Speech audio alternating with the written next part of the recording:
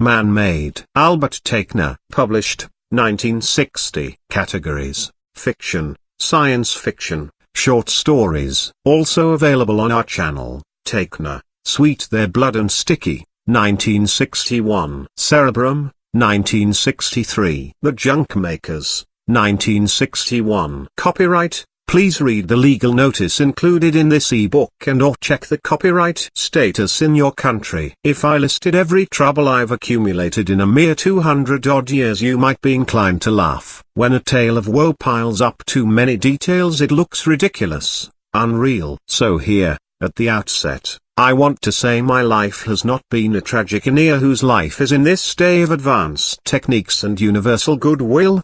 But that, on the contrary, I have enjoyed this earth and solar system and all the abundant interests that it has offered me. If, lying here beneath these great lights, I could only be as sure of joy in the future a broken bar. My name is Treb Hawley. As far back as I can remember in my childhood, I was always interested in astronautics. From the age of 10 I specialized in that subject, never for a moment regretting the choice. When I was still a child of 24 I took part in the 9th Jupiter expedition, and after that there were many more. I had a precocious marriage at 30 and my boys, Robert and Neil, were born within a few years after Marla and I wed. It was fortunate that I fought for government permission that early. After the accident, despite my high rating, I would have been denied the rare privilege of parenthood. That accident, the first one, took place when I was 50. On planet 12 of the Centauri system I was attacked by a 6-limbed primate and was badly mangled on the left side before breaking loose to destroy it. Surgical Corps operated within an hour, although they did an excellent prosthetic job after removing my left leg and arm.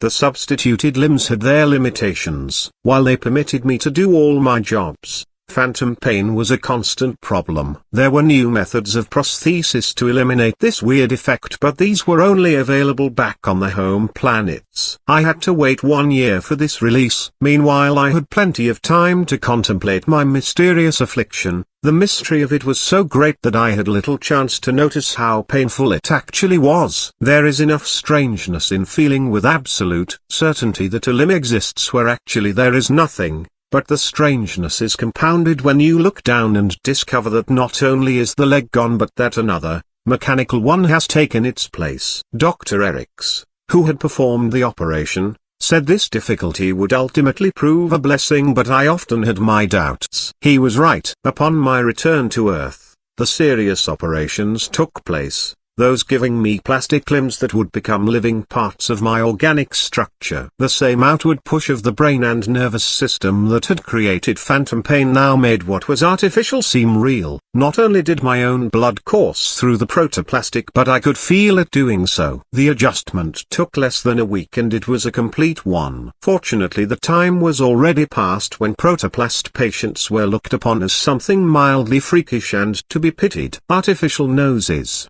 ears and limbs were becoming quite common. Whether there was some justification for the earlier reaction of pity, however, still remains to be seen. My career resumed and I was accepted for the next Centauri expedition without any questions being asked. As a matter of fact, Planning Center preferred people in my condition. Protoplast limbs were more durable than the let us say the original thing. At home and at the beach no one bothered to notice my reconstructed arm and leg. They looked too natural for the idea to occur to people who did not know me. And Marla treated the whole thing like a big joke. "You're better than new," she used to tell me, and the kids wanted to know when they could have second matter limbs of their own. Life was good to me. The 1-year periods away from home passed quickly and the 5-year layoffs on Earth permitted me to devote myself to my hobbies, music and mathematics, without taking any time away from my family. Eventually, of course,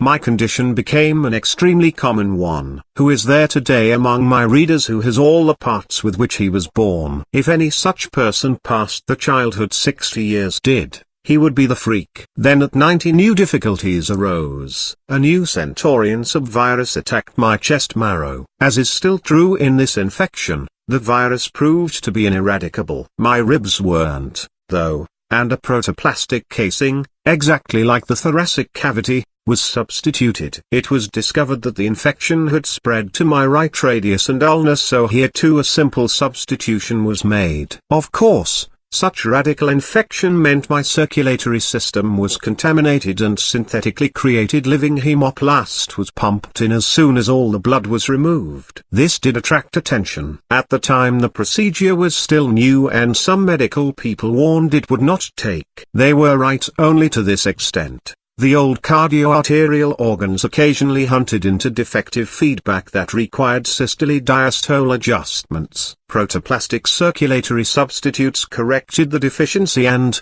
just to avoid the slight possibility of further complications, the venous system was also replaced. Since the changeover there hasn't been the least trouble in that sector. By then Marla had a perfect artificial ear and both of my sons had lost their congenitally diseased livers. There was nothing extraordinary about our family. Only in my case were replacements somewhat above the world average. I am proud to say that I was among the first 1,000 who made the pioneer voyage on hyperdrive to the star group beyond Centaurus. We returned in triumph with our fantastic but true tales of the organic planet Vita and the contemplative humanoids of Nirva who will consciousness into subjectively grasping the life and beauty of subatomic space. The knowledge we brought back assured that the fatal disease of ennui could never again attack man, though they lived to Aleph Null. On the second voyage Marla, Robert and Neil went with me. This took a little political wrangling, but it was worth throwing my merit around to see them benefit from Nirvan discoveries even before the rest of humanity. Planetary Council agreed my services entitled me to this special consideration. Truly I could feel among the blessed. Then I volunteered for the small expeditionary force to the 38th moon that the Nirvans themselves refused to visit. They tried to dissuade us, but,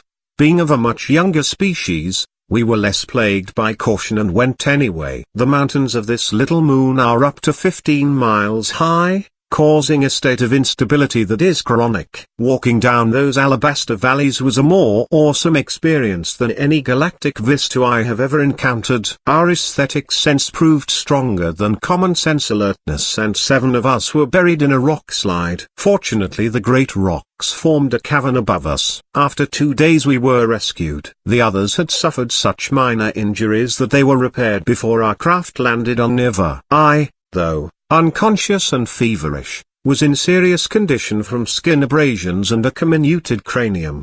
Dr. Eriks made the only possible prognosis. My skull had to be removed and a completely new protoskin had to be supplied also. When I came out of coma Marla was standing at my bedside, smiling down at me.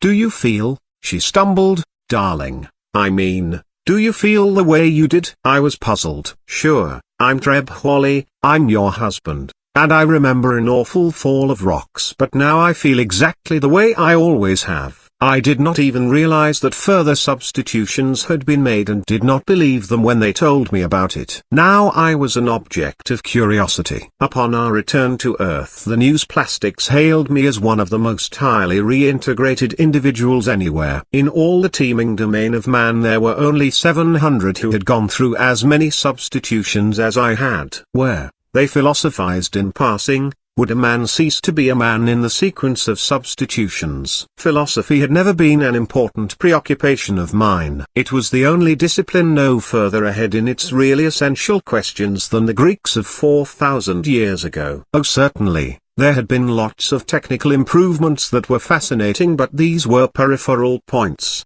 The basic issues could not be experimentally tested, so they had to remain on the level of accepted or rejected axioms. I wasn't about to devote much time to them when the whole fascinating field of subatomic mirror numbers was just opening up, certainly not because a few sensational journalists were toying with dead-end notions. For that matter the news plastics weren't either, and quickly went back to the regular mathematical reportage they do so well. A few decades later, however, I wasn't so cocksure. The old Centaurian virus had reappeared in my brain of all places, and I started to have a peculiar feeling about where the end point in all this reintegrating routine would lie. Not that the brain operation was a risk. Thousands of people had already gone through it and the substitute organisms had made no fundamental change in them. It didn't in my case either. But now I was more second matter than any man in history. It's the old question of Achilles' Ship.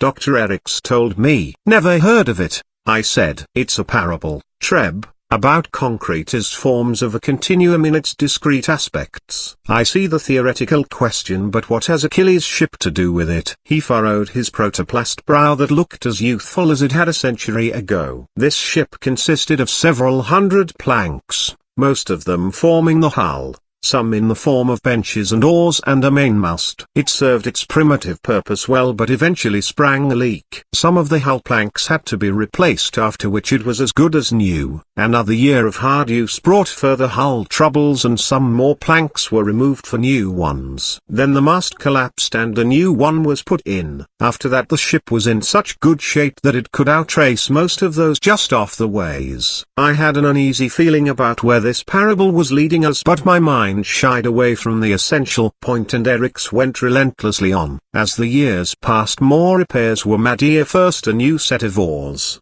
then some more planks, still newer oars, still more planks. Eventually Achilles, an unthinking man of action who still tried to be aware of what happened to the instruments of action he needed most, realized that not one splinter of the original ship remained. Was this, then, a new ship? At first he was inclined to say yes, but this only evoked the further question, when had it become the new ship? Was it when the last plank was replaced or when half had been? His confidently stated answer collapsed. Yet how could he say it was the old ship when everything about it was a substitution? The question was too much for him. When he came to Athens he turned the problem over to the wise men of that city, refusing ever to think about it again. My mind was now in turmoil. What? I demanded. What did they decide? Eriks frowned. Nothing. They could not answer the question. Every available answer was equally right and proved every other right answer wrong. As you know, philosophy does not progress in its essentials. It merely continues to clarify what the problems are. I prefer to die next time, I shouted. I want to be a live human being or a dead one, not a machine. Maybe you won't be a machine. Nothing exactly like this has happened before to a living organic being. I knew I had to be on my guard. What peculiar scheme was afoot? You're trying to say something's still wrong with me? It isn't true. I feel as well as I ever have. Your feeling is a dangerous illusion. His face was space dust gray and I realized with horror that he meant all of it. I had to tell you the parable and show the possible alternatives clearly. Treb, you're riddled with Centaurian Z virus. Unless we remove almost all the remaining first growth organisms you will be dead within 6 months. I didn't care anymore whether he meant it or not.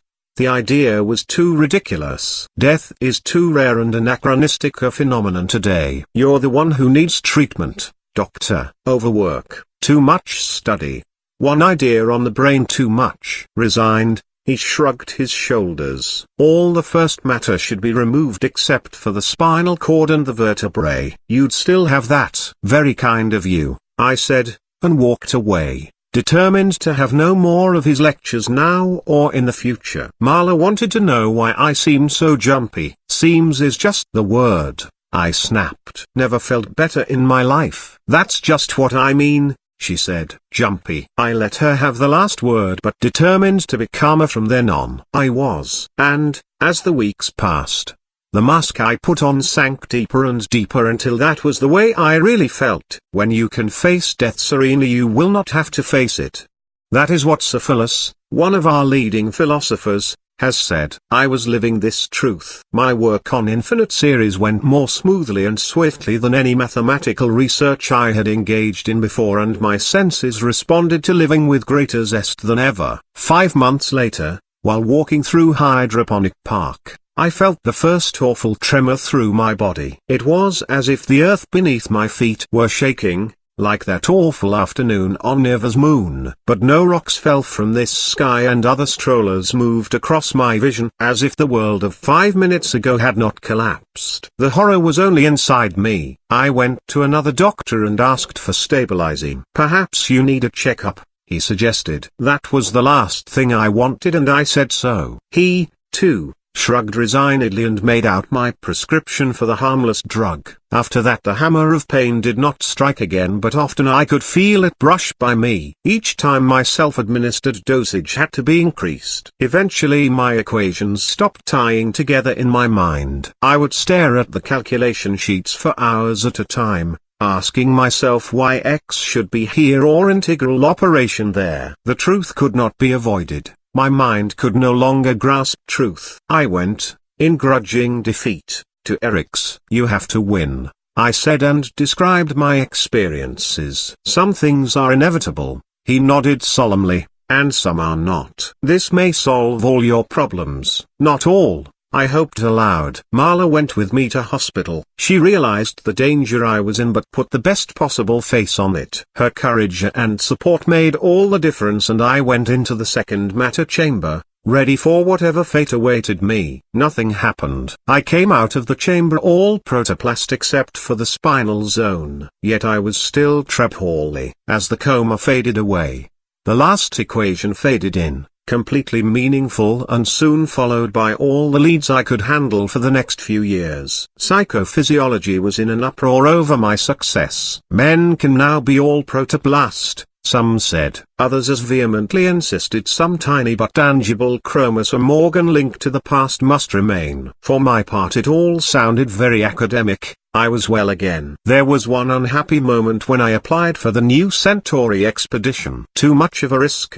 the consulting board told me. Not that you aren't in perfect condition, but there are unknown, untested factors, and out in space they might mind you. We just say might prove disadvantageous. They all looked embarrassed and kept their eyes off me, preferring to concentrate on the medals lined up across the table that were to be my consolation prize. I was disconsolate at first and would look longingly up at the stars which were now, perhaps forever, beyond my reach. But my sons were going out there and, for some inexplicable reason, that gave me great solace. Then, too, Earth was still young and beautiful, and so was Marla. I still had the full capacity to enjoy these blessings. Not for long. When we saw the boys off to Centauri I had a dizzy spell and only with the greatest effort hid my distress until the long train of ships had risen out of sight. Then I lay down in the visitors' lounge from where I could not be moved for several hours. Great waves of pain flashed up and down my spine as if massive voltages were being released within me. The rest of my body stood up well to this assault, but every few seconds I had the eerie sensation that I was back in my old body, a ghostly superimposition on the living protoplast, as the spinal cord projected its agony outward. Finally the pain subsided, succeeded by a blank numbness. I was carried on gravito cushions to Eric's office. It had to be. He sighed. "I didn't have the heart to tell you after the last operation. The subvirus is attacking the internuncial neurons." I knew what that meant but was past caring. "We're not immortal, not yet," I said. "I'm ready for the end." "We can still try," he said. I struggled to laugh but even gave up that little gesture. "Another operation?" "No. It can't make any difference." "It might." "We don't know." "How could it?" "Suppose, Treb, just suppose you do come out of it all right. You'd be the first man to be completely of second matter." "Eric's, it can't work." "Forget it." "I won't forget it." "You said we're not immortal, but, Treb, your survival would be another step in that direction." "The soul's immortality has to be taken on faith now, if it's taken at all. You could be the first scientific proof that the developing soul has the momentum to carry past the body in which it grows. At the least you would represent a step in the direction of soul freed from matter." I could take no more of such talk. "Go ahead," I said, "do what you want. I give my consent."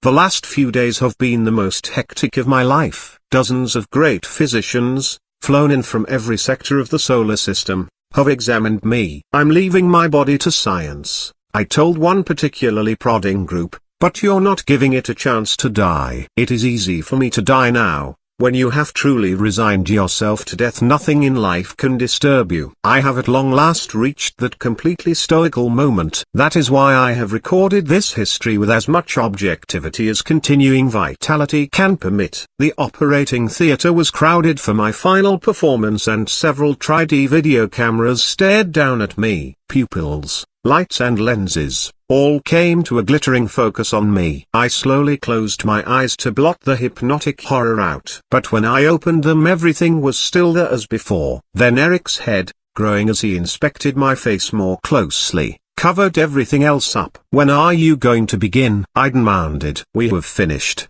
he answered in awe that verged upon reverence. "You are the new Adam." There was a mounting burst of applause as the viewers learned what I had said. My mind was working more clearly than it had in a long time, and, with all the wisdom of hindsight, I wondered how anyone could have ever doubted the outcome. We had known all along that every bit of atomic matter in each cell is replaced many times in one lifetime, electron by electron, without the cell's overall form disappearing. Now, by equally gradual steps, it had happened in the vaster arena of Newtonian living matter. I sat up slowly, looking with renewed wonder on everything from the magnetic screw in the light above my head to the nail on the wriggling toe of my left foot. I was more than Achilles' ship. I was a living being at whose center lay a still yet turning point that could neither be new nor old but only immortal.